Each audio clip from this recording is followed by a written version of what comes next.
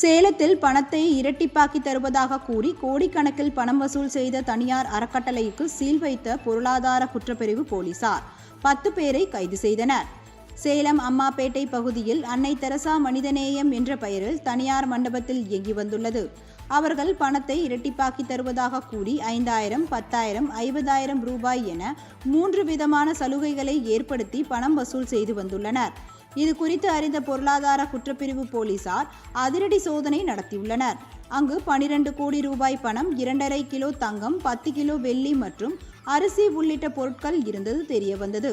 அவற்றை பறிமுதல் செய்த போலீசார் முன்னதாக சோதனைக்கு அனுமதிக்காமல் போலீசார் மீது தாக்குதல் நடத்திய அறக்கட்டளை நிர்வாகிகள், பணத்தை முதலீடு செய்த நபர்கள் என 10 பேரை கைது செய்து நீதிமன்றத்தில் ஆஜர்படுத்தி சேலம் மத்திய சிறையில் அடைத்தனர்.